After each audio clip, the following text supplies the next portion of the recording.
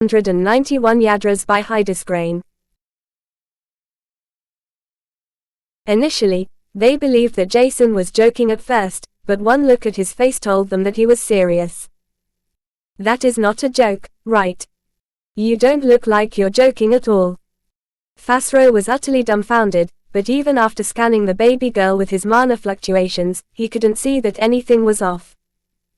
Lucen did the same, but instead of staring at the girl, he looked at Jason in confusion, who asked, "Have you guys heard of the Yadras race? The memories I saw mentioned that race quite often, and I think she had been one of them before, but I'm not sure." Confused, Lusran was about to scratch the back of his head in confusion, when he heard, "Yadras race." His eyes widened as his gaze flicked from Jason to the baby in his arms. The Yadras race is one of the races you can't put into a normal racial ranking. It's difficult to explain and I doubt that you will understand it right now, but being talented to cultivate is even more important for them because they're born with 3 different cultivation veins. 3 cultivation veins. Jason stared at Lucen dumbfoundedly, not quite believing his ears. However, Lucen was not sure how to explain it either because his knowledge was not exactly profound. He was only 25 years old and still learning after all. To put it simply, other than mana, there are 2 more energies a planet can awaken. On Argos, there is only mana, but I've visited a place with spiritual force, which is one of the other existing energies. Other than that, there is supposed to be an energy called primordial energy too, but I've never been to a place with that type of energy. Either way, while everyone belonging to the Elva race is able to cultivate with mana, the Yadras race can awaken one of the 3 cultivation veins. If it awakens none, they're incapable of absorbing any energy. Thus, they have to be fortunate to awaken a single, or even multiple cultivation veins at once. Even then they're not powerful because their innate talent plays a huge role too. Jason's head was already struggling to come to terms with everything that had happened during the Great Argos War and that mankind was insignificant, but now there were multiple cultivation energies too. It made his head spin. What kind of stupid bullshit was that? Fortunately, Fasro intervened as he said, "Jason, you don't have to worry about that for now.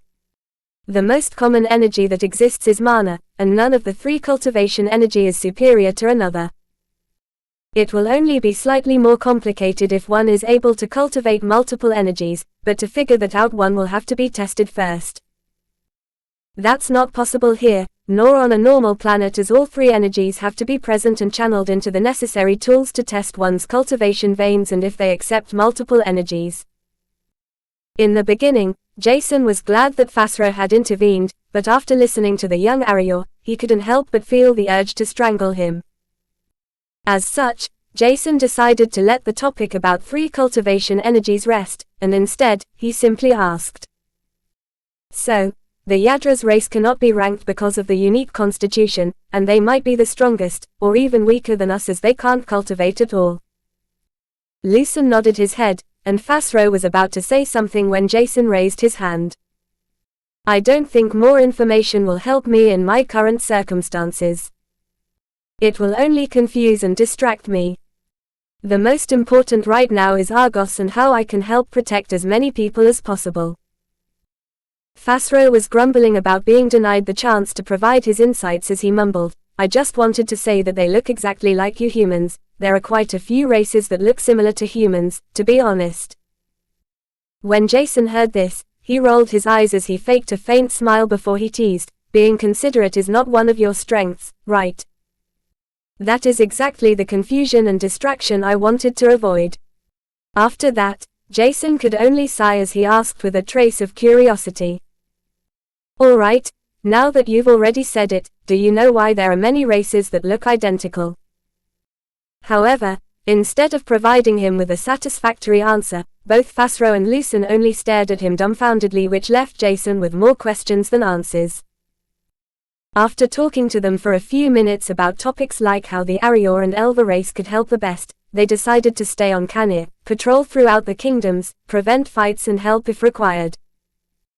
There were not enough members of the Arior and Elva race to look after the archipelago too, thus, Jason could only hope that the big clans that had survived would pay attention to it, now that the Great Argos War was over. He was only hoping that someone would help him venture to Asterix and take care of the matters there, and Jason pondered if he should just go there and try to placate the situation. Yet, after reconsidering the high possibility that the Drake clan would just reclaim Asterix City because of the large mana vein, Jason had to dismiss this idea. At the thought of the Drake clan, he was reminded about Greg, Malia, Mr. and Mrs. Flay, who were probably somewhere inside the Drake kingdom, enslaved by the Drake family. It caused Jason's mood to plummet and he decided to pay the Drake kingdom a visit as soon as possible. With his current capabilities, he was confident to disguise himself, and only his eyes would remain the same. However, he had to ensure that nobody of the Drake clan and family would be able to associate his gold and silver eyes that had crimson outlines with young Jason and his distinct golden eyes. Thus, as long as he was paying attention to maintaining a low profile, he should be fine. In that case, he might as well be able to take Anna with him. He could turn into a refugee, at the lowest lick stage, who had saved her after her parents had been killed. The more he thought about it, the more he believed that it was not a bad idea, and hiding both his stigma and aura should allow him to be seen as less powerful than he originally was. Even though Petri would complete his evolution soon, Jason did not think that it would increase his strength enough to allow him to fight at par with a Prisma stage. As such, he would have to pay attention to not offend them, yet. Jason would have loved to beat up a few people to a pulp, like the entire Blood sect, but finding the Fleurs was his priority right now. The murderer of his mother wouldn't run away, and if he died during the last battle of the Great Argos War, it would be disappointing, but exactly what he deserved. He felt that the murderer was still alive, and in such cases fortune was on his side. Other than looking for the Fleurs, he also planned to look out for Seren, whom he hadn't seen for more than 2 years. This was astonishing, and Jason hoped that Seren was becoming a great leader after witnessing how devastating a soul contract with foreign races could be. There was something else both Fasro and Lusran had told him with a tinge of pride in their voices. Almost all soul contracts made by common races had been terminated after we pressured them a little bit. The punishments were not really harsh on the human race, to begin with, and only the Mylodra race seems to be a greater problem, well, and those humans who made a personal contract with the foreign races to become stronger. I think those races with personal contracts will continue luring other humans into their traps, but if your race should have learned something from the Great Argos War, it would be that being cautious of soul contracts and strangers is important. Jason just nodded his head with a shrug that seemed to say, I sincerely hope so, but he couldn't suppress his worry. It was not difficult to perceive how self-centered most races were, and as long as they didn't exploit other races, making an individual soul contract without too many restrictions might as well prove to be beneficial. In Jason's opinion, this didn't even have to necessarily be a downside if one were to look at it rationally. Not all races were shrewd and some contracts wouldn't force anyone to do something against their will. Everything boiled down to the clauses stated in the respective soul contracts. As such, stereotyping others was not how mankind was supposed to interact with other races or even humans who had accepted soul contracts. Chapter 492 You Are by Hydesgrain. Just staying vigilant and paying attention was enough. There was no need to hate all foreign races because only a few had attacked Argos. Even then, Jason had started to realize that not every single of the foreign races was the same, and they were divided into different factions too. This made it more difficult for him to figure out who initiated the Blood Eclipse, and which faction or authorities of the Mai Eldra race had coaxed the Drake family to initiate the Great Argos War. The same applied for the Ephrata race, and Jason began to wonder how to exact revenge on them. Since the Silver Divine Light had forcefully ejected his hatred and anger, Jason had learned to control his emotions much better than before, and it was easier to stay level-headed too. The Ephrata race should have sent a small part of their newly established army to Argos. That means their highest authorities were the culprits, but how do I find the proof for that? Mindlessly killing everyone would make me no better than them. Jason's mindset was slowly adapting to everything that had happened to him during the last few years, and everything was finding the place it belonged to. Whether it were memories, emotions, ethics, morale, his innate characteristics, and how everyone around him influenced him, all of it culminated into whether it transformed Jason into a better or worse person. With that altered mindset, he couldn't help but sigh and think that it would be easier to simply wipe out entire races instead of bothering to separate the wheat from the chaff. However, at that thought, he shook his head as he mumbled, horrified with himself. Did I really think that this is the best solution, right now? How disgusting. Fasro and Lucen had already left Jason on his own as they had more pressing matters to attend to. Thus, Jason shot up through the air and looked at Anna, who was still sleeping soundly.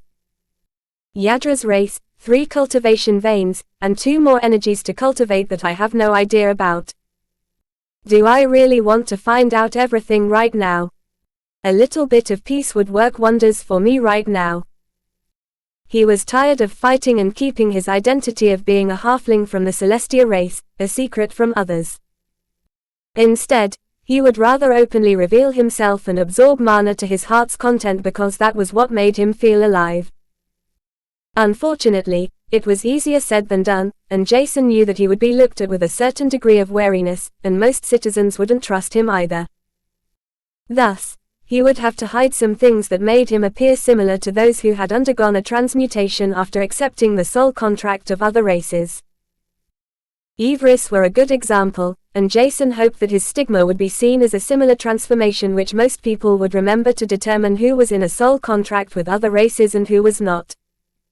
It was annoying, but Jason had no way to solve this issue right now and time wasn't exactly on his side. Everyone had suffered a heavy setback due to the Great Argos War, not just physically but also mentally. There was no other option for Jason except to give his utmost efforts to ease everyone's anxious mind.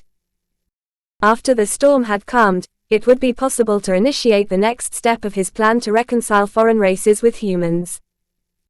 At least, Jason would assess the mindset of the races that had sought refuge on the other continents before determining whether it was a good time to bring them together. His current strength might not be enough to bring them together forcefully or prevent anyone from fighting against each other, but it was more than enough to survive and help others. Because of that, he flew towards the kingdom of the Jiwaya family that was directly next to the one he was currently inside. Jason had lost count of the names of countries and kingdoms he had visited, but he knew that most would have undergone a drastic change either way. Thus, there was no point in remembering the names of most countries. More than 10 big families, ancient clans, and sects had been annihilated, and the remaining ones had lost a large number of their strongest forces. It was not unlikely that new alliances would be forged or that other big clans would use the chance to annex certain lands. This might come across as being exploitative and cruel, but the strongest were those who used the opportunity to turn the tide in their favor. Survival and becoming stronger had never been more imperative than now, even if it was at the expense of others. Jason didn't support this kind of behavior, even less after the Greater Argos War had been concluded and the big clans and ancient sects would have to slowly rebuild everything, whether it were the cities, islands, or entire kingdoms, let alone the trust of the citizens that had been broken by their own government. When he entered the kingdom of the Jiwaya family, Jason was glad to see that the situation seemed to be under much better control than he had expected. Apparently, the Jiwaya family hadn't sent out every single member of their clan, leaving the entire kingdom defenseless, which according to Jason, had been a strategic and well-thought move. Rather, Jason had seen quite a few people at the late lick stage. When they had seen him flying through the air with a baby in his hand, they had been momentarily confused, but Jason hadn't released any hostility, and neither did he look like a foreign race member or a transformed human. Thus, they didn't bother to pay him attention anymore, because they had their hands full. As such, Jason continued to fly towards the plain area of the kingdom where the capital was located and landed on the ground. Till said that I'll find him somewhere around here, I guess. It would be easy to find Seren by enhancing his mana eyes further, but the mana left in his second storage was minuscule and barely replenishing as it is. Due to this, Jason was simply strolling through the streets with Anna, who had woken up in his arms. Flying through an entire country would have taken him longer than 2 weeks under normal circumstances. However, being able to enhance his pace by circulating mana through his wings had been extremely helpful. Other than that, he had already been close to the borders, to begin with, and the plains area was not that far either. As such, the entire journey had taken him less than 2 days.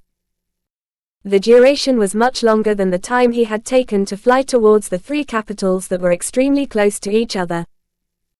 This fact led Jason to the assumption that the 3 countries they'd fought the final battle of the Great Argos War with, had been in an alliance or something similar to that before.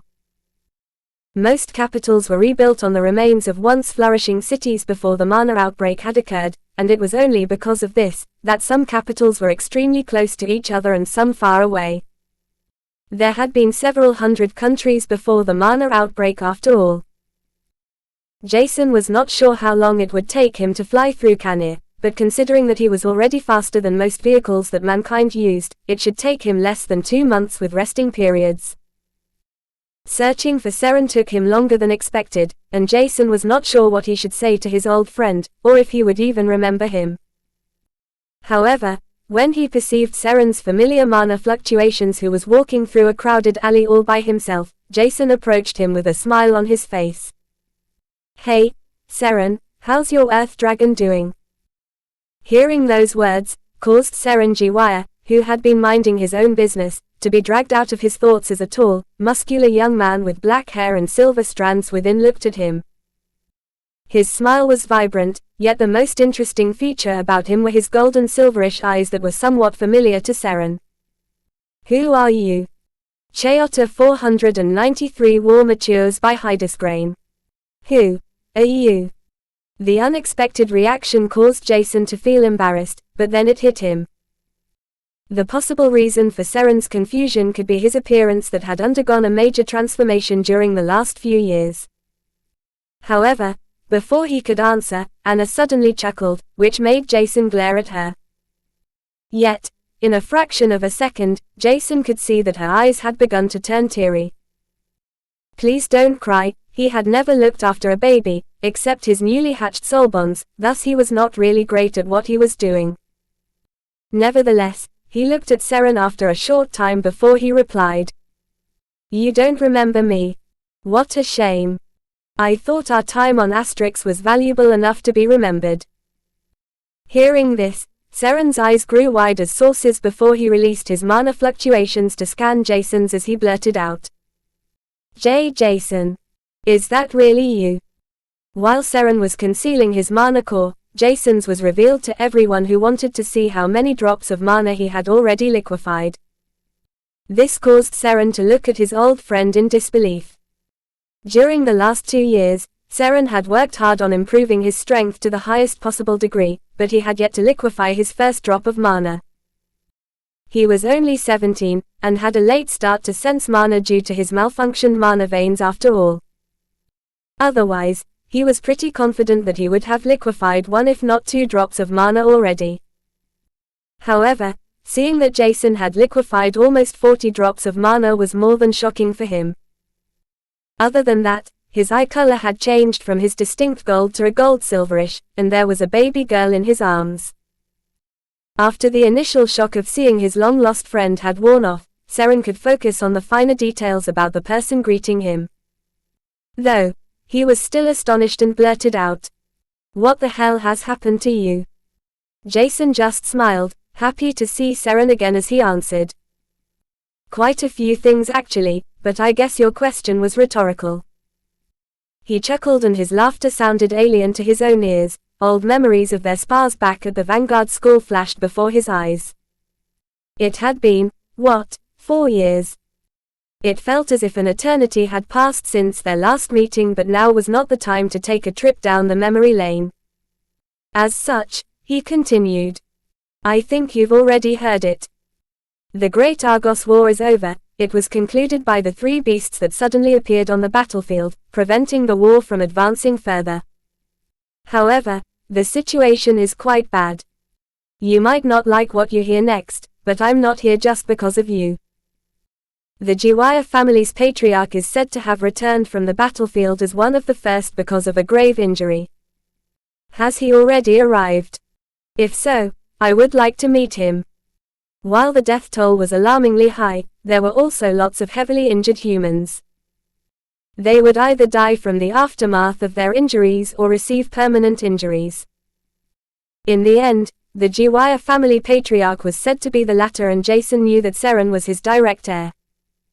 Thus, the patriarch who had vanished without a trace would have most likely returned to his direct heir, whom he doted the most. Jason couldn't be sure of this, but it was worth a try. The Jiwaya clan and the kingdom they governed had received the lowest possible casualties during the entire Greater Argos War. Though it had been a favorable outcome for them, it had worried the other nearby kingdoms a lot. Earlier, they had submitted to the Jiwaya Alliance, scampering towards them to let them stay safe under the Jiwaya Alliance's wing. These kingdoms had clearly been able to withstand, let alone brave the foreign races' attacks. However, now that the war was over, they wanted to reclaim their old territory and return to the old ruling system. Jason was not fond of this, but the old system was necessary to regain control over everything.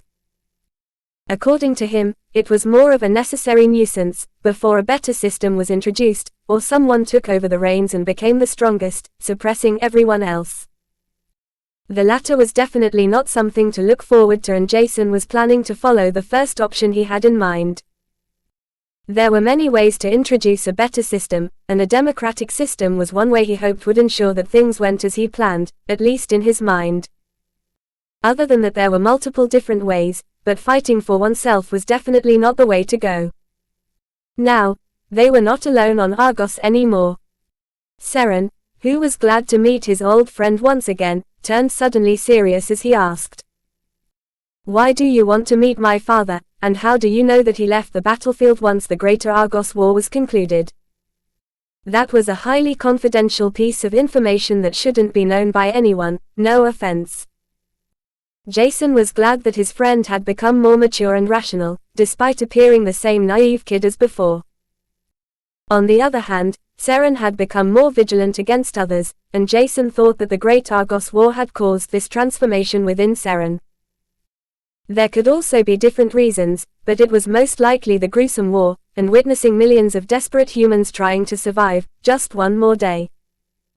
Everyone had been terrified of losing their lives, even those from the big clans that could outwardly project a facade of being fearless.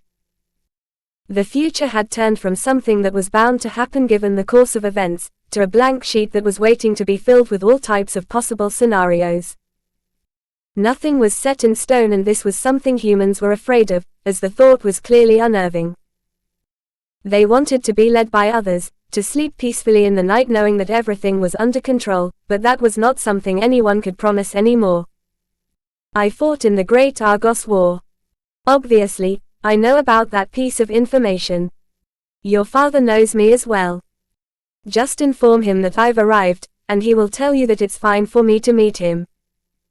Somehow, Seren found this even more suspicious than before, but he just nodded his head and took out his quantum bracelet. At that moment, Jason couldn't help but look at his own quantum bracelet that was barely held together by a single steel wire. Jason traced a finger over his bracelet and it caused him to smile foolishly. Seren's eyes traveled from Jason's face to the bracelet, and when he saw the damage sustained by the bracelet, he couldn't help but halt in his tracks. Not even common beasts with liquefied mana drops can destroy a quantum bracelet to make it look like that. Don't tell me, did he really fight in the Greater Argos War? However, the more he thought about it, the less sense it made, and it was only when Seren reached his father that he explained the situation. "Do you remember the friend I made on Asterix? Jason Stellar, yes. He is here and says that you know him, yep, golden silverish eyes. Really? Now?" Jason was unable to hear Seren's father's reply, but based on Seren's words, Jason was able to comprehend what was going on. After Seren had finished the call, Jason smiled understandingly as he said, "He'll meet me, right? Where shall we go?" Seren was still trying to comprehend the situation. He had never seen his father so eager to see someone. Not only did he ask Seren if they were really friends, but his father, the Jiwaya clan's patriarch, was overjoyed to hear that Jason was fine and that he had survived the Great Argos War. However, that was not everything, because the most astonishing takeaway for Seren had been hearing his father mumbling. He is a monstrous genius and not someone anyone should offend. Seren was not sure why his father said something like that, but if he were to know what Jason had done during the Great Argos War, and what kind of powerful beings one of his best friends had morphed into, he wouldn't have acted like this. Just follow me, Jason. They walked in silence for a few minutes. Seren was unable to hold himself back anymore because his curiosity was eating him up from the inside. I don't know what has happened to you, but why did you join the Great Argos War and how did you survive with your strength? You've less than 40 drops of liquefied mana in your mana core after all. Yet, instead of answering, Jason just smiled before he replied. Let's talk later. There are too many people here. Chapter 494, Favor by Hydesgrain. It didn't take them long before they reached their final destination, which was a small pagoda in the center of the capital. Jason didn't expect it to be their destination, and it was only thanks to his mana eyes that he could determine that the pagoda was just a facade to hide something grander. If Jason had to call it something, the entire pagoda was probably a hidden base of the Jiwaya clan. He found this to be a little bit over the top because they were literally in the capital of the kingdom governed by the Jiwaya clan itself. In his opinion, building a hidden base in the center was somewhat of an overkill. However, who was he to complain? It was always better to be safe than sorry. Surviving should be everyone's #1 priority, and Jason understood this quite well. There were many things he had to pay attention to right now, but Seren, who was staring at him and the baby in his arms, distracted him with a bombardment of questions. Years before, Seren hadn't been much of a talker, but that seemed to have changed a little bit. They hadn't seen each other for a year after all, and Jason seemed to have transformed into something unbelievable. However, thinking that Jason had cut him in between, Seren had turned quiet at the end of their walk. An awkward silence had fallen around them, which caused Jason to start talking about Seren's soulbond, the Earth Dragon. Apparently, it had hatched only a year ago, but its growth rate was still slower than expected. It had barely liquefied its first drop of mana.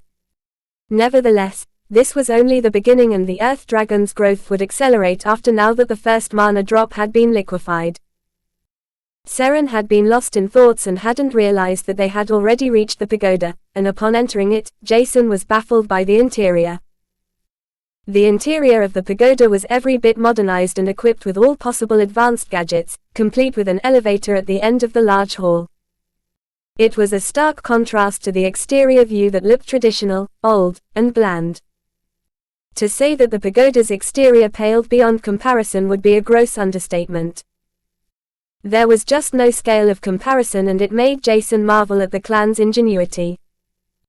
Jason had already perceived the Jiwaya clan patriarch's mana fluctuations that seemed to radiate on the higher floor, so he quickly entered the elevator, as he was eager to meet the patriarch. When he walked out of the elevator, Jason recalled the time he had encountered the Drake clan's patriarch for the first time in his life.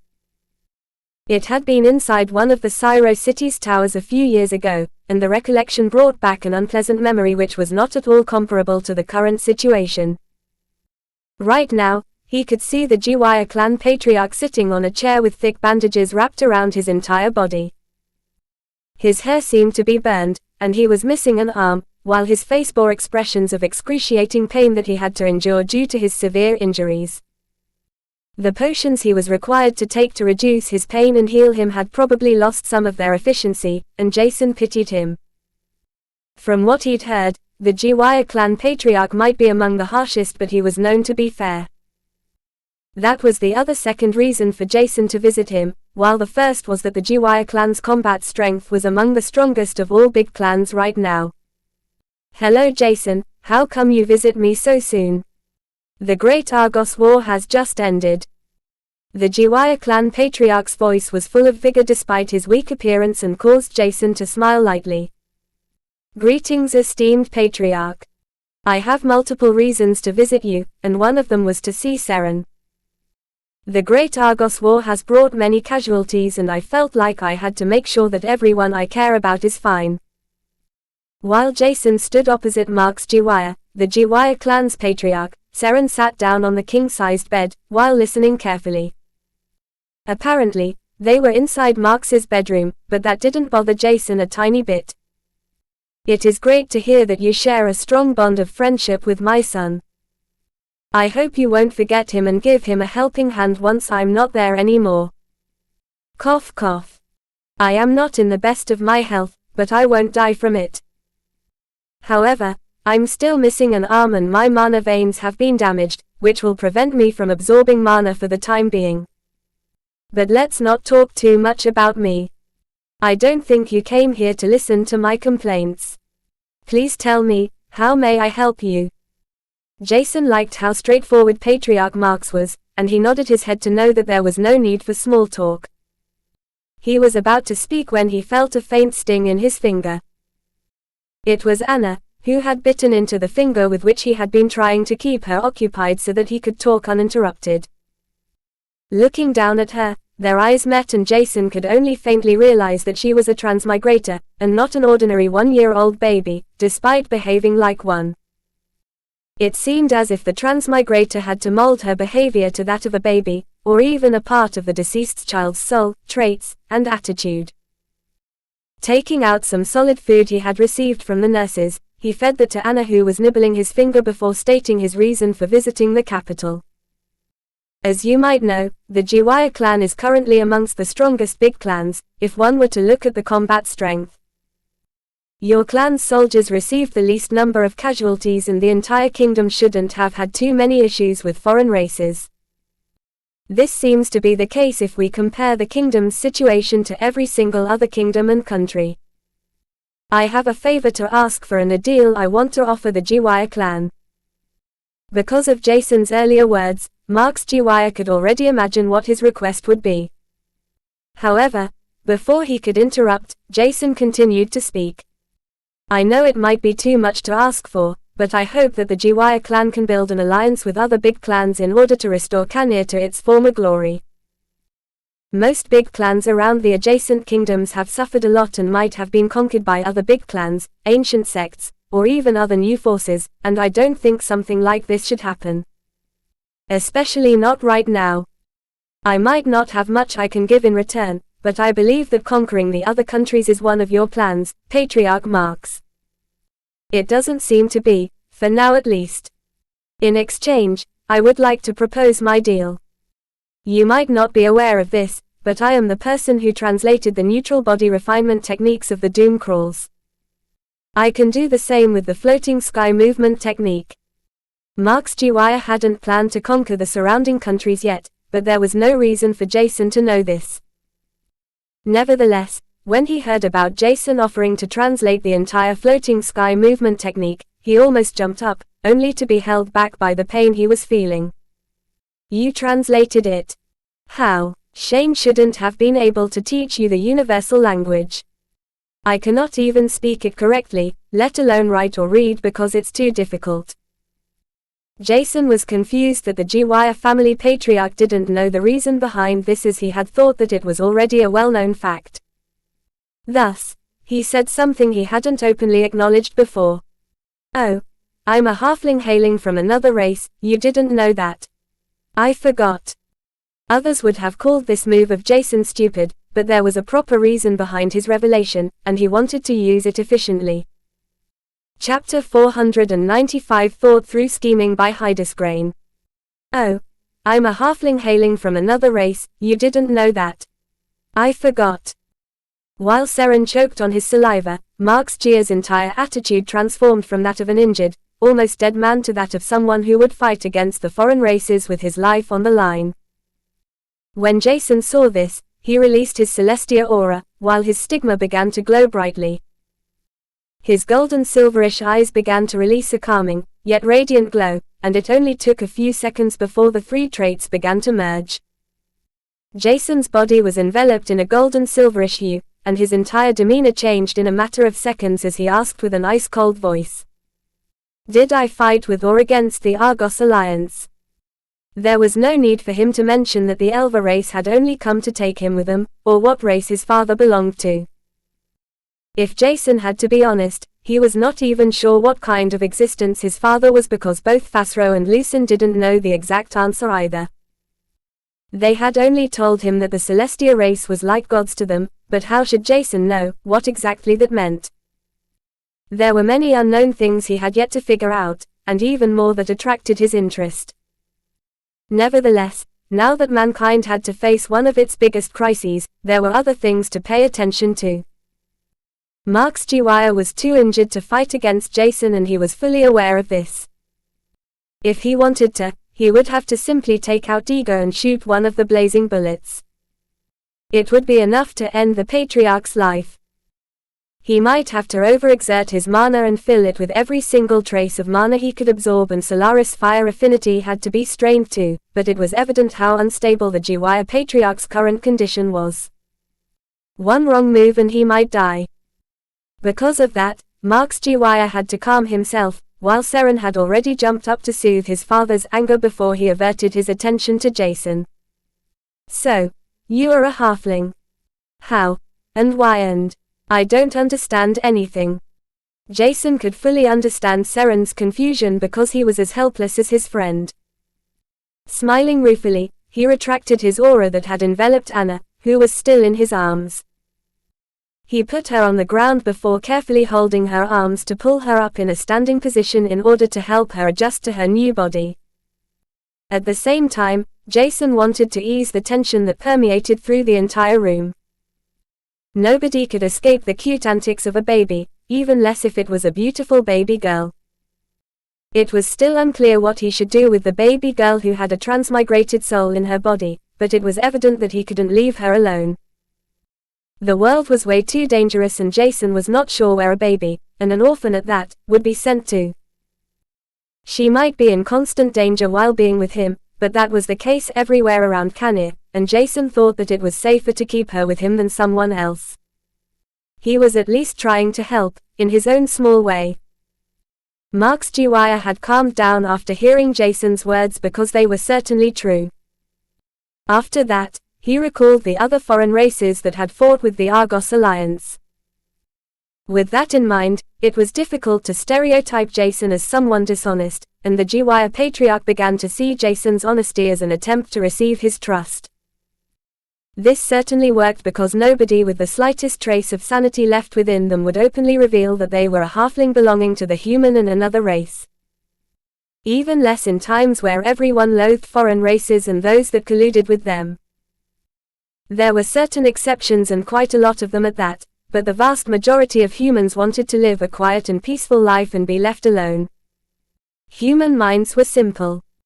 The greed knew no bounds, but letting others, those that were stronger, control them was no problem as long as nothing interfered in the daily life. Unfortunately, this was exactly what had happened through the Great Argos War, and Jason assumed that Marx Giwire and his entire clan was his best bet to calm down everyone, and retain harmony. In the end, it was not the most important to avoid the big clans from clashing with each other, but more to prevent the enraged citizens from starting a civil war. There might not be many strong powerhouses amongst ordinary citizens, but from what Jason understood, Mike was not the only weapon manufacturer, and neither the best. Those were his own words, and Jason knew that everything would become even more chaotic than it had been during the Great Argos War if other weapon manufacturers were to sell the guns and ammo for a cheap price. If the Giwire clan won't cooperate, it's more difficult to re-establish peace, that's for sure. However, at the same time, I can already tell you that the Nil, Under, Olia, and Mela clans are willing to form an alliance too. I wonder who will become the most likely threat to them. That is if they're trying to annex other big clans, which nobody can say for sure in the current state of anarchy. The information about the 4 big clans was news to him, which Jason had learned about by accidentally eavesdropping on them. However, it was also known that all 4 clans had suffered huge losses, which made it unlikely for them to attack the Jiwaya clan that had the lowest number of casualties. Despite it not being dangerous, knowing that 4 big clans were willing to form an alliance meant that the other, weakened big clans would follow suit, in fear of being annexed. As such, Jason's argument to form an alliance before anyone else held some merit. There was no need to conquer other lands, and simply restoring the lands while clearing the regions around cities of beasts at the peak Lick stage would be enough to avoid the biggest issues. Other than that, the Great Argos War had also brought lots of new manuals and books from all kinds of foreign races to the forefront. All that was required now was a skilled translator, and it might be possible to mass-produce body refinement manuals, exactly like Jason had already done before. I understand. I'm sorry if I don't know how to treat you right now, but at least your reasoning is right. My current position as Patriarch is endangered due to my injury, and every move of mine will be observed carefully. One mistake and others might drive me out from my current position. Is that why you want to translate the floating sky movement technique in exchange for establishing an alliance with the surrounding kingdoms? Marx Jiwaya was definitely worthy of the Patriarch's position because he'd gauged Jason's reason to offer to translate the floating sky movement technique within minutes. To put it simply, distributing the fully translated floating sky technique to the key members of the Jiwaya clan would lessen the pressure on Patriarch Marx, which was exactly what Jason had planned to do. However, instead of acknowledging that Marx Jiwaya had been able to figure out his reason, Jason smiled as he shrugged his shoulders while playing with the little girl who was trying to wriggle around with all her efforts.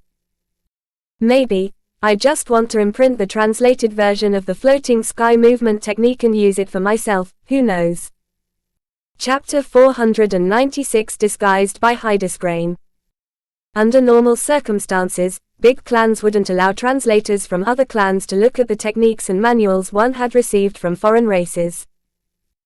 However, so far nobody had been able to translate the techniques they had received completely, which meant that the floating sky technique's full potential had yet to be unlocked.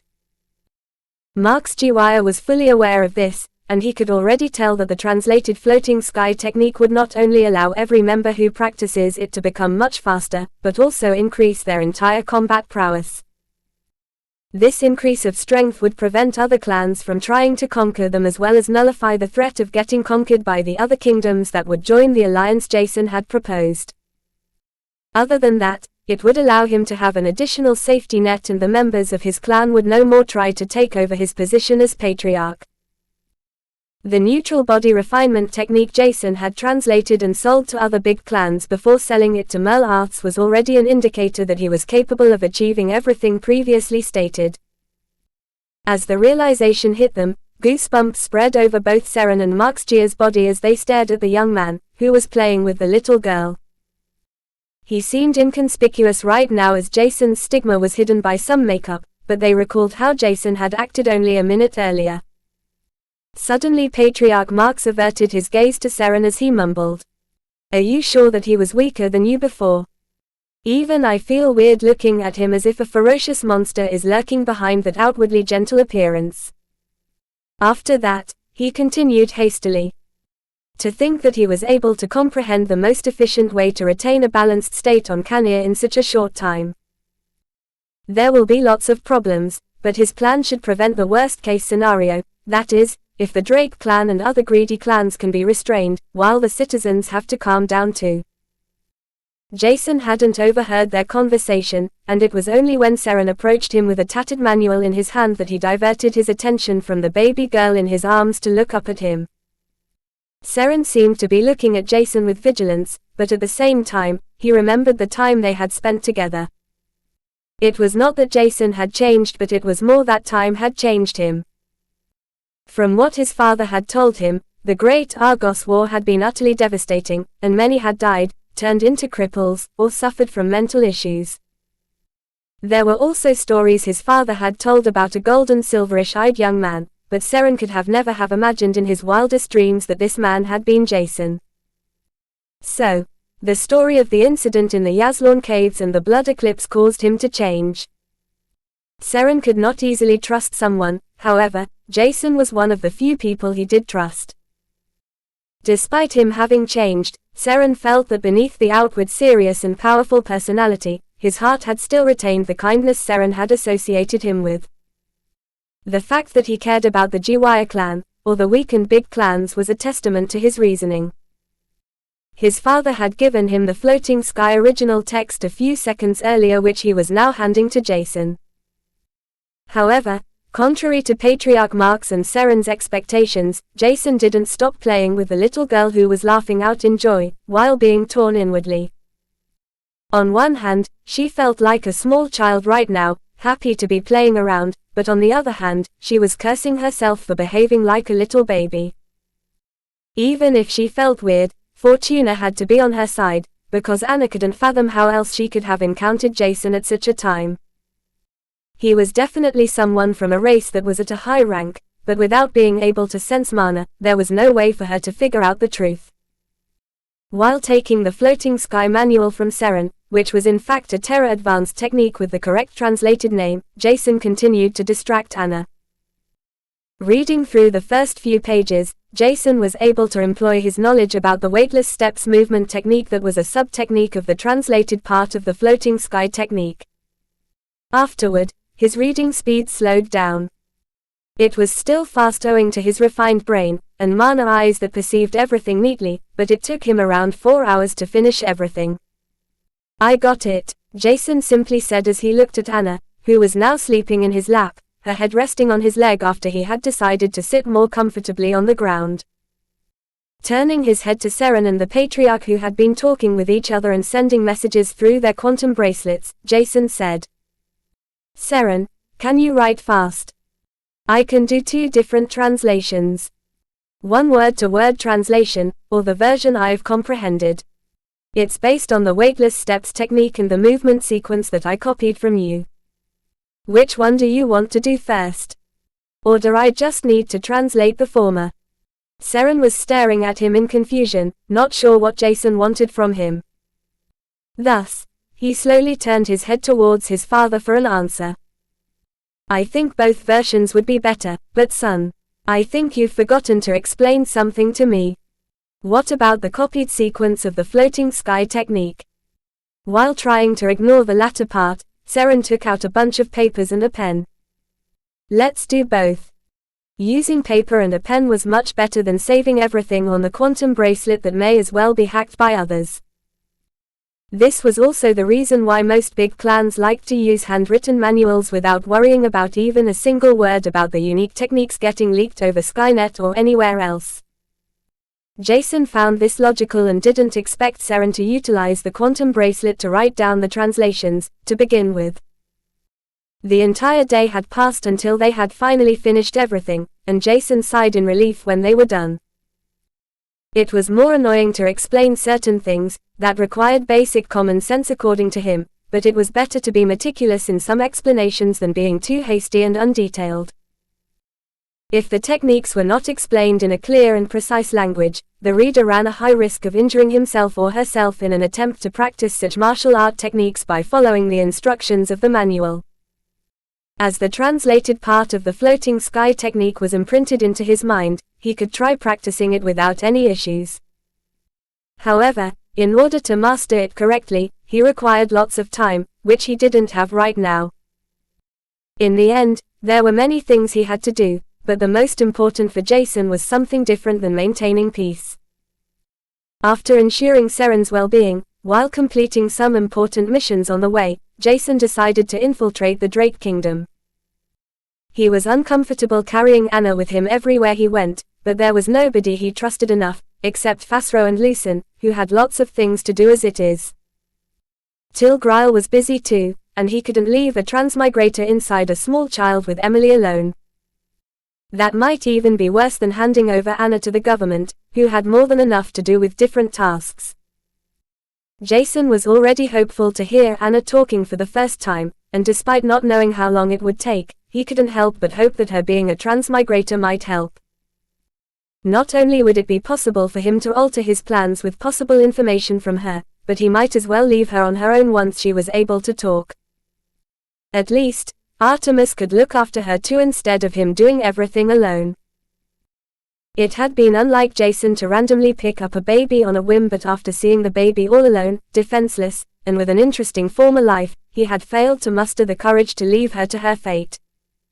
He just couldn't bring himself to leave her alone. Something had prevented him from doing so. Once everything was concluded, Jason spent another day in the capital of the Jiwaya clan's kingdom before he left Seren once again. While flying to the kingdom for almost 2 weeks, he had altered his facial features with Solaris' new ability, while covering his stigma and retracting his aura. Other than that, Anna was his final means to disguise himself. Nobody would expect someone infiltrating a hostile kingdom with a baby after all. Chapter 497 Observance by Hydesgrain. Stepping through the borders of the Drake Kingdom had been a piece of cake, to put it simply. There were not many members of the Drake clan patrolling the borders. It almost looked like Jail Drake had regained his senses because the main focus was on controlling the higher-ranked beasts that had left their habitat to wreak havoc. Protecting the cities seemed to have the highest importance for every country and kingdom Jason had passed through, which was a good sign because the population was more important to protect than the surrounding lands.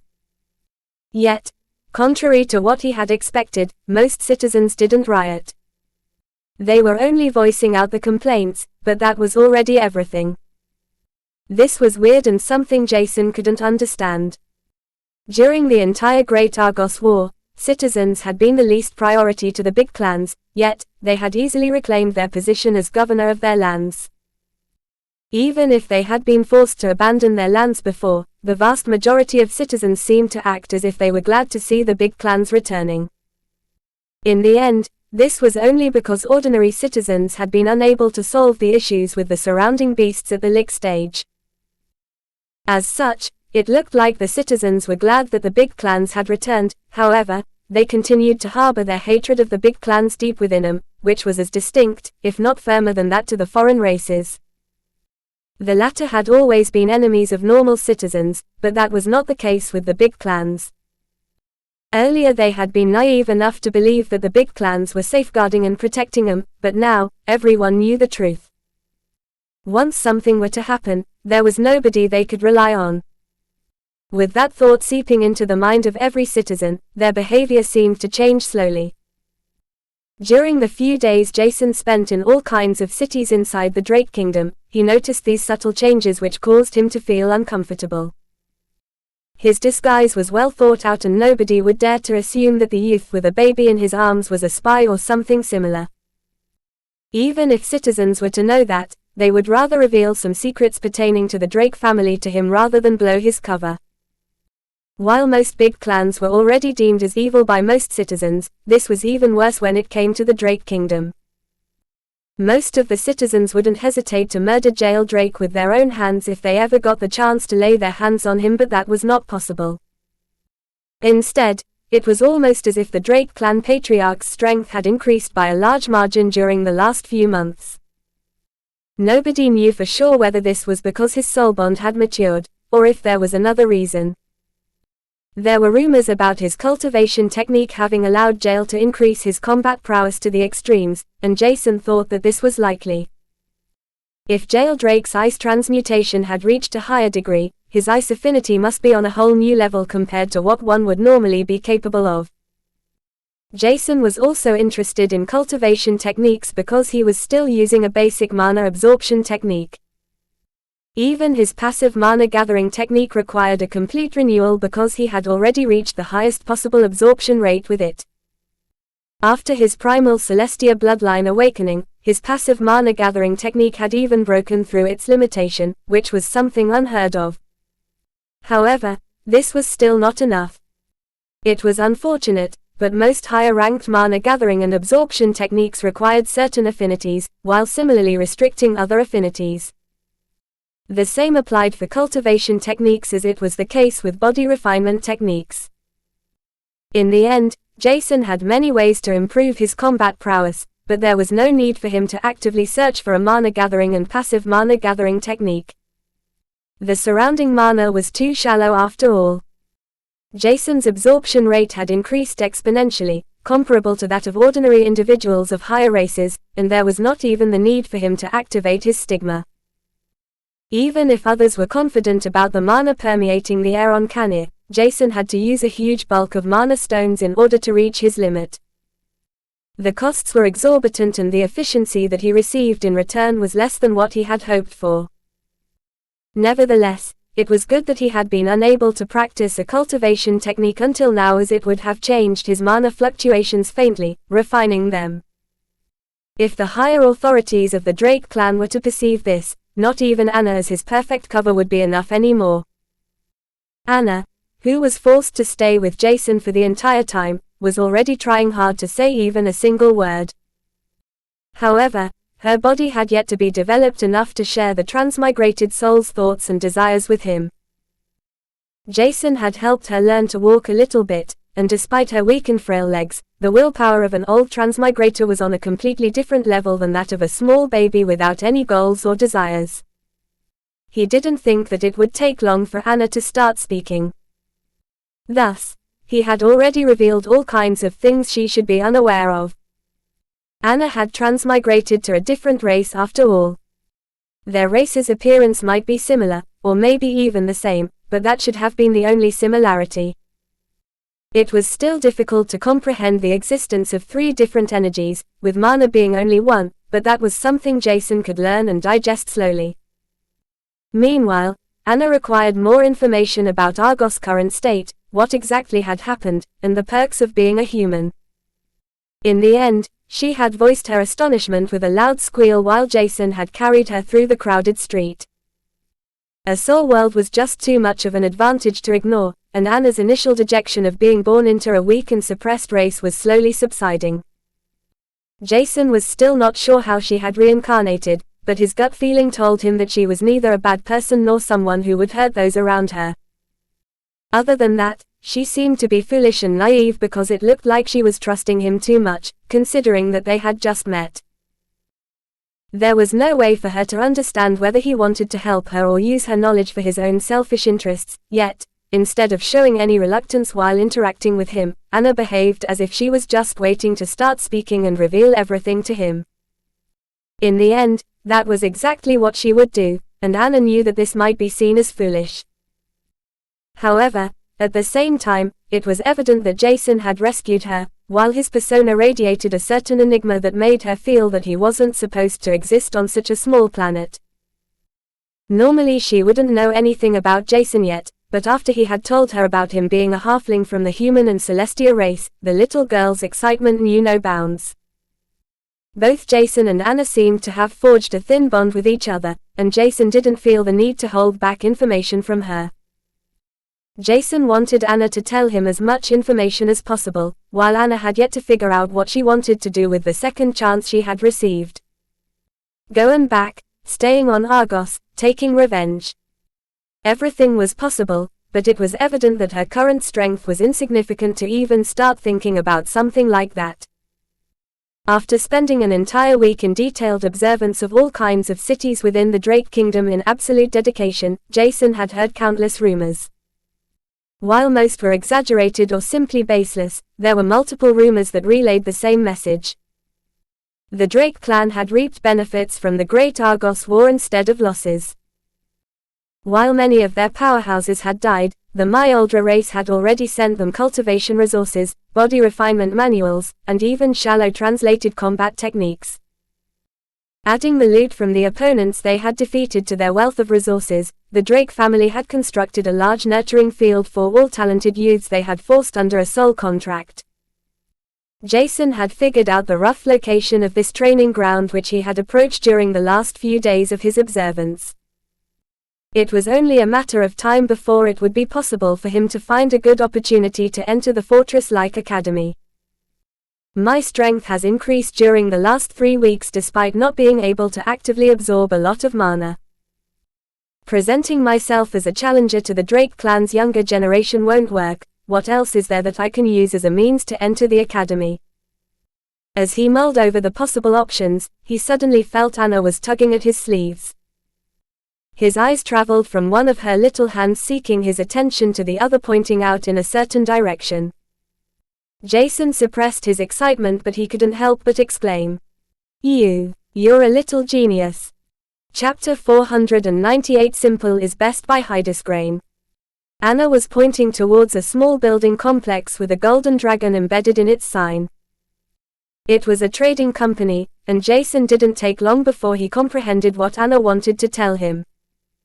She might have a different idea than what Jason's mind was forming, but he couldn't help but grin at the thought. Without wasting any time, he cooked up a plan to be able to enter the fortress-like nurturing grounds. Taking out the translated version of the neutral body refinement technique that had once belonged to the Doom Crawls, Jason smiled lightly. In a shrewd move, he deliberately altered the content of a few paragraphs so as to prevent others from refining their physique further than a certain threshold without causing any issues to the practitioner's future body refinement. This threshold would allow the user to barely reach the first stage, but wouldn't allow advancing any further. The Drake family shouldn't have obtained the translated neutral body refinement technique yet because the big clans had been careful in storing them away. They had been extremely expensive to procure due to the ginormous price Jason had set up for his manuals, and it looked like this decision had opened a great opportunity for him. Walking inside the Golden Dragon trading firm, he noticed a young saleswoman approaching him with a bright smile. "Good morning, sir. How may I help you?" Jason smiled back before he took out the manual he had translated. "I heard that there is a nurturing ground for young prodigies of the Drake clan nearby. While fleeing from the last battle of the Great Argos War, I had many near-death experiences. Even so, I was able to procure something valuable. What I'm holding is one of the legendary neutral body refinement techniques that had been used by the Argos Alliance." The saleswoman looked at him with a mixture of disbelief and frustration as she calmly replied, "We have encountered many people trying to sell fake body refinement techniques to our trading firm. With that being said, you will have to prove that it's genuine."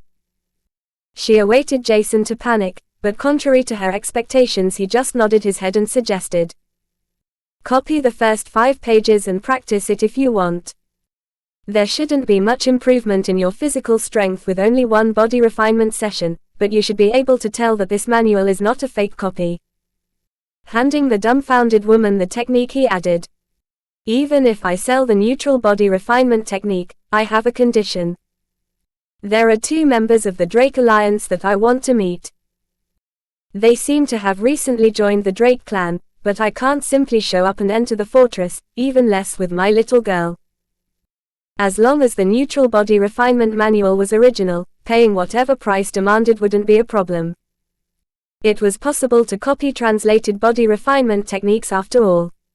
There was no imprint of one's soul required to open the manual or any other restriction." However, when the saleswoman heard the condition, she was shocked for the second time since meeting him. "I'm sorry, sir, but I can't really do anything about the Drake clan's policy." Jason just looked at the saleswoman as if he had expected her reply and said, "Just relay my condition to someone who has enough authority to approve of my condition after evaluating the body refining manual. The Drake clan should be able to fulfill such a small favor, otherwise, I won't sell the neutral body refinement technique. There is no loss for them, and I only want to see how my family is doing." Before the saleswoman could reply, Jason heard the doorbell behind him ring as the automatic door opened behind him. The saleswoman bowed deeply to the person who had just entered the Golden Dragon Trading Company. Turning around, Jason, who was holding Anna in his arms, saw a middle-aged man with the Drake clan's emblem embedded in the uniform he was wearing. Scanning through the middle-aged man's mana core, Jason noticed that there were only 2,000 liquefied drops of mana inside. As such, he could maintain his composure in front of the man, while bowing lightly, but was completely ignored by him. "Did you acquire the information I wanted?" he asked the saleswoman who was still holding the translated manual of the Doom Crawls in her hand. Nodding her head, she put the manual on the table in front of her before taking out several handwritten files. There had to be important information, but Jason was not interested in it. The middle-aged man seemed to be relatively young because he had the Drake clan's elite emblem instead of an ordinary emblem on his uniform. When Jason noticed this, he figured out that this was probably the best chance he would have received. Do you really think that it will be impossible for me to meet my younger cousins in the Nurturing Fortress? I haven't seen them in years, and I doubt that the possibility of obtaining a fully translated neutral body refinement manual would be enough for you to permit me. He could have come across as rude due to his sudden interruption, but Jason didn't bother about that right now. Instead, his eyes were trained on the middle-aged man, who had just noticed him before his eyes flicked towards the body refinement manual on the table. Picking it up, he read through the first few pages, without being able to stop for a single second. Only after 20 minutes had passed did he lift his head to take a good look at Jason. Slightly more than 40 drops of liquefied mana, not bad.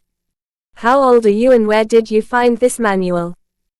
Jason was overjoyed on the inside, but on the outside, he remained calm as he answered, despite looking young, I'm already in my mid-20s. Before the Great Argos War, I used to live on Asterix, and my talented cousins were allowed to enter the Drake clan. Unfortunately, my low star soul awakening prevented me from following them. As for the manual, I found it on a dead body of a powerhouse from the Argos Alliance while fleeing from the last battle of the Great Argos War. I couldn't actively participate in the battle because I'm responsible for someone after all.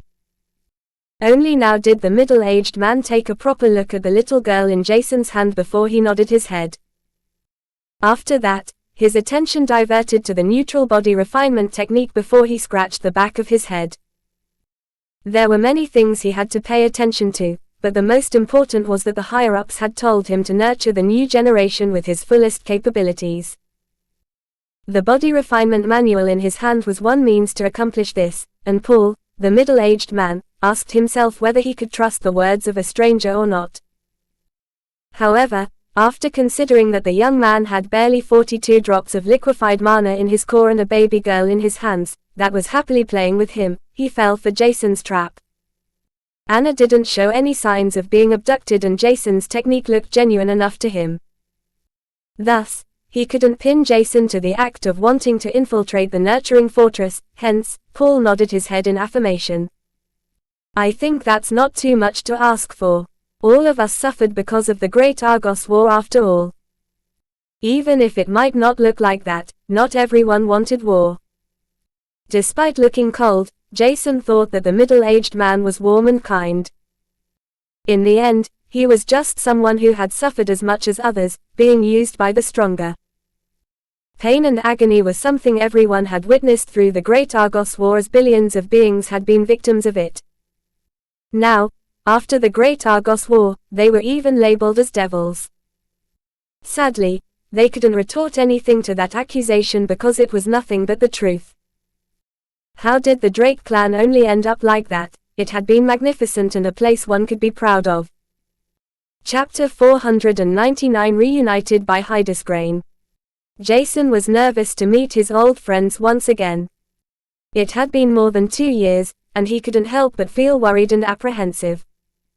I hope they don't think that I've abandoned them. He doubted that they had much time to think about this, but Jason was more worried about how their behavior and attitude might have changed than other, more necessary stuff.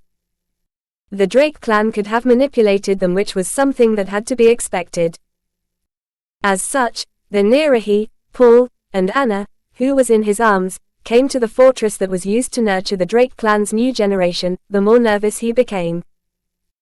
He was feeling guilty to have left them abruptly, while Shane's thoughtless act of bringing the ice dragon towards Kanir had resulted in the chain reaction that had led Jail Drake to lose his sanity.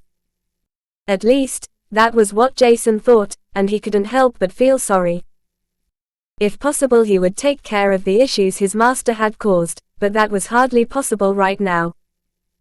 Jason just hoped that the Fleurs and everyone else who had been forced into a soul contract were treated well, and not tortured. Otherwise, he wouldn't know how to bear the responsibility his master had given to him. Considering that Paul is willing to let me see Greg and Malia, there shouldn't be much of an issue. Calm down. he cursed himself in his mind, and it was only when they found themselves standing in front of the gigantic gate of the metal forest that Jason's mind that had been filled with worry was cleansed. It was as if he had switched off his mind, preventing useless thoughts from distracting him. Thus, Jason was able to observe everything down to the finest detail. His mana eyes had been very helpful to accomplish this feat, but he didn't dare to insert too much mana into them, for fear that he might be exposed. This would not be problematic for him, but the Fleurs. Because he had to tell Paul who he wanted to specifically meet, a connection between him and the Fleurs was evident. As such, he was walking on eggshells at the moment.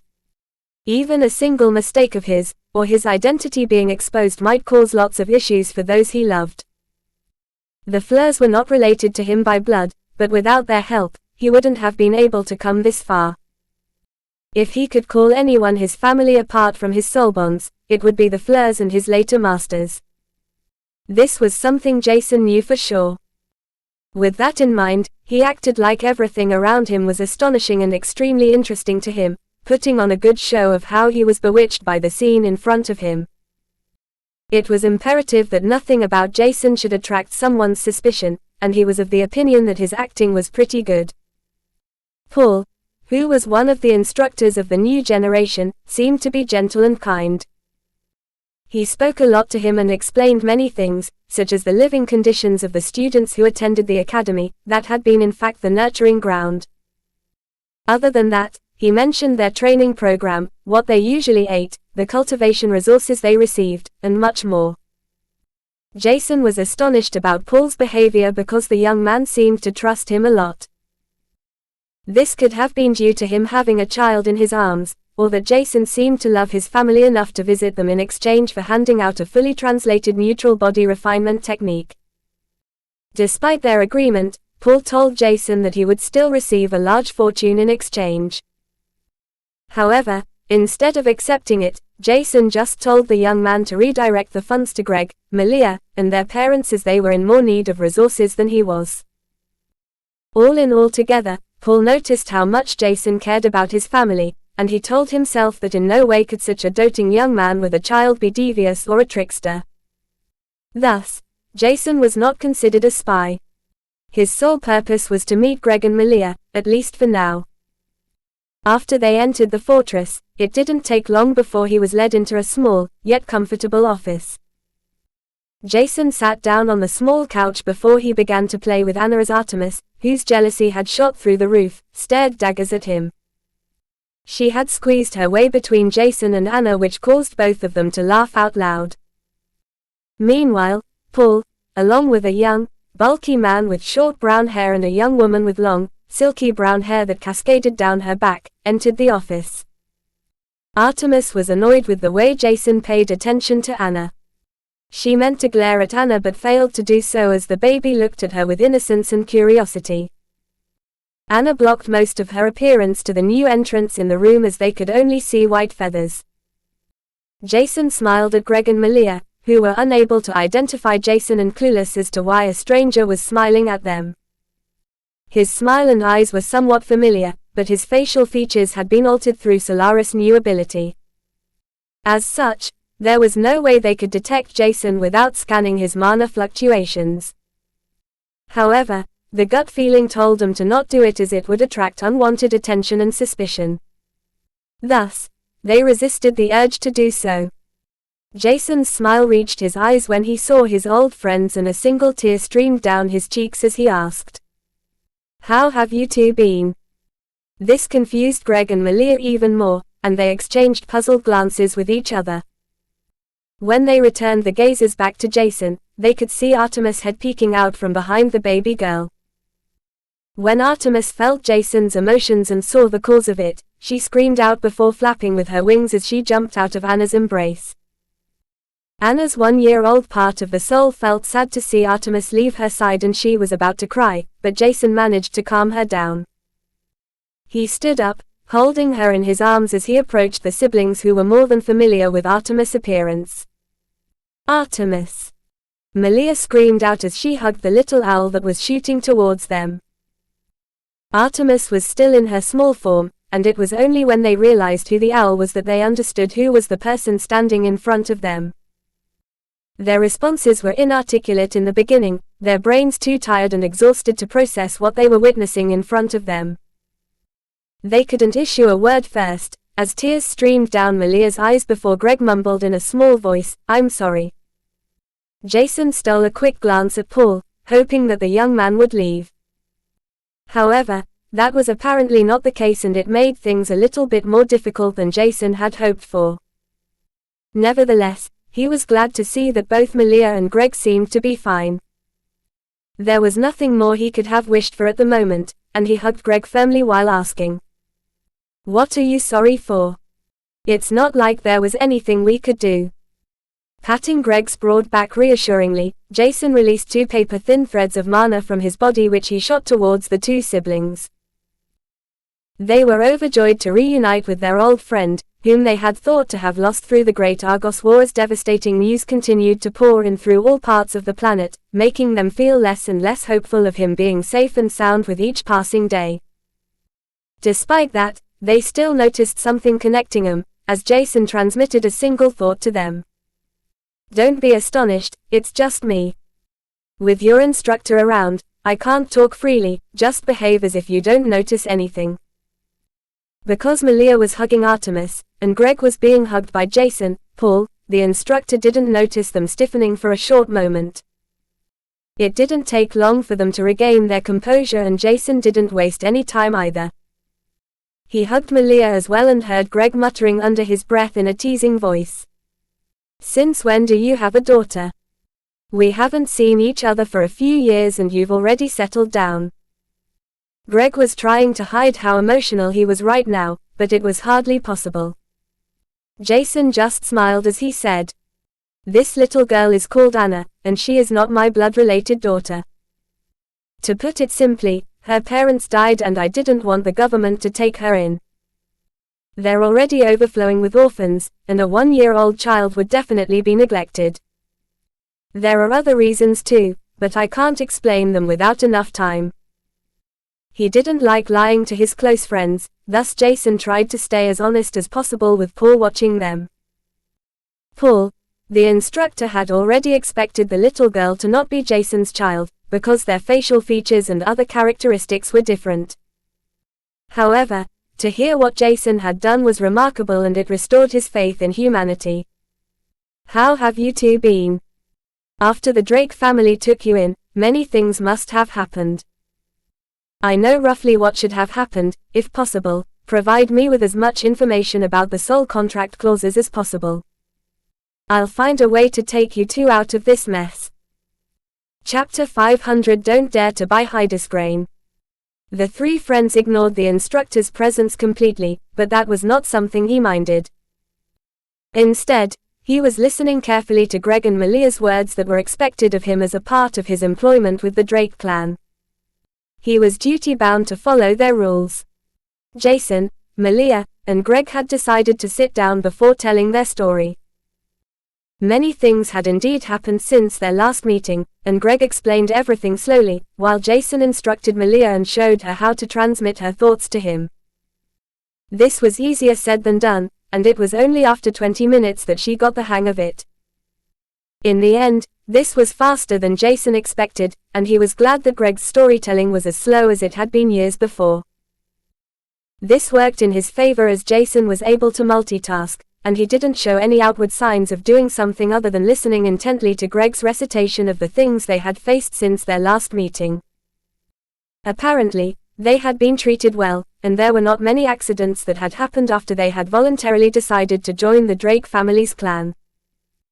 The resources they received were not bad, and Malia had already broken into the lick stage, while Greg estimated that he wouldn't need more than a year to achieve the same. This was great to hear, and from his friend's body language, Jason was able to tell that everything except voluntarily decided had been the truth. Everyone knew about the truth, and the instructor was also aware of the fact that Jason would know what had really happened.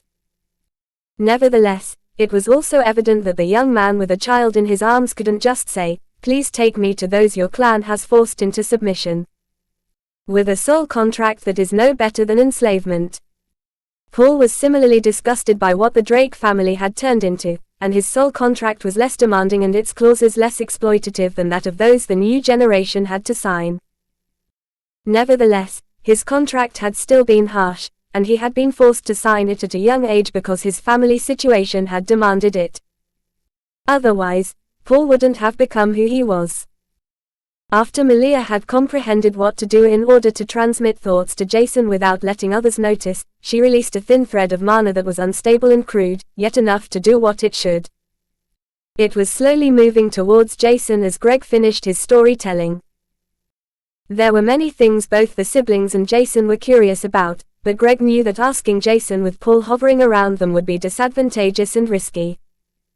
Thus, he asked simple questions Jason could answer by cooking up a story. Only a few minutes had passed when Jason thought that it was time for him to ask another question. I would like to meet Aunt and Uncle too, how have they been? Do you know where I can meet them later? Hearing his question made Malia stop transmitting her thoughts midway, but it took her only a short moment before she continued to explain every single clause the Drake clan's soul contract had stated. I know the contract is harsh and nobody would sign it under normal circumstances, but they had killed several families to demonstrate what will happen if we disobey. Malia's thoughts sounded enraged and frustrated at the same, which was completely understandable.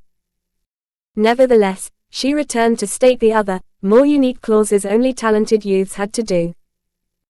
Apparently, exactly as Jason had expected, both Greg and Malia were forced to obey everyone in the Drake family, and even the higher authorities from the Drake clan.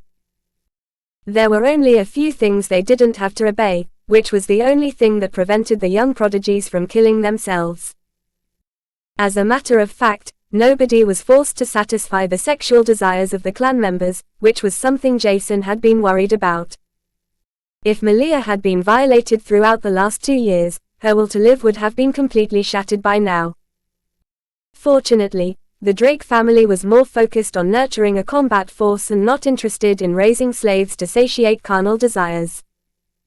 Meanwhile, Greg told Jason that their parents were able to roam through the Drake kingdom freely after he and his sister entered the nurturing grounds.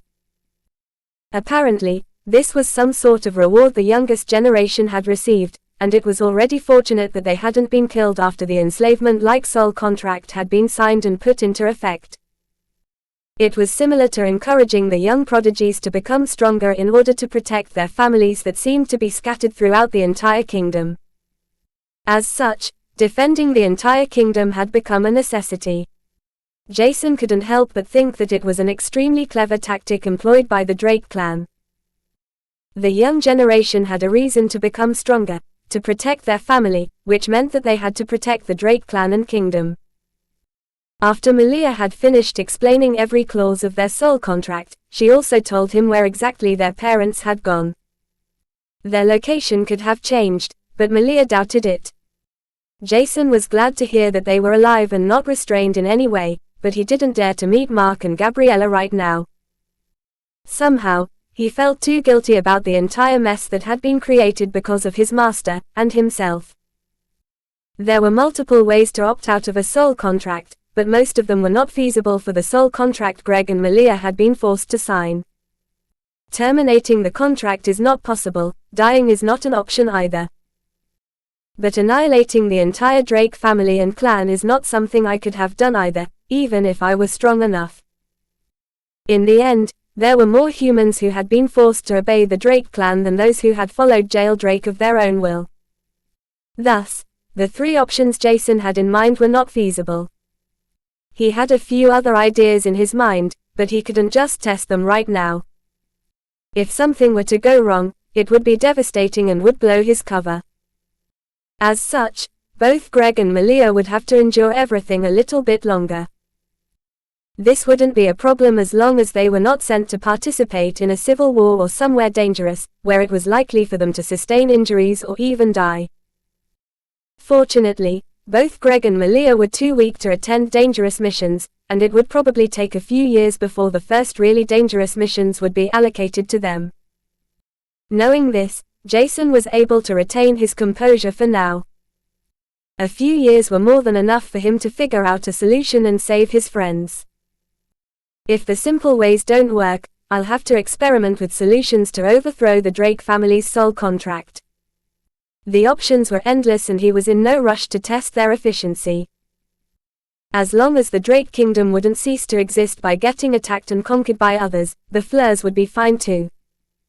This complicated lots of things, but Jacen knew what he had to do. Khaenir had to exit this state of anarchy and enter a state of complete power balance without him intervening too much, allowing Jacen to become stronger, as fast as possible. Unfortunately, Jacen knew that this was a far-fetched dream, and for now he could only enjoy the time he could spend with his friends for as long as possible. The Great Argos War might be over, but that didn't mean the dangers had ceased to exist. Everybody was oblivious to the fact that the enemies lurking in the shadows had started to move, and nobody knew who was going to make the first move. Was the Great Argos War only the starting line of Argos doom, or the beginning of something new, something beautiful that brought forth the bright future everyone could look forward to?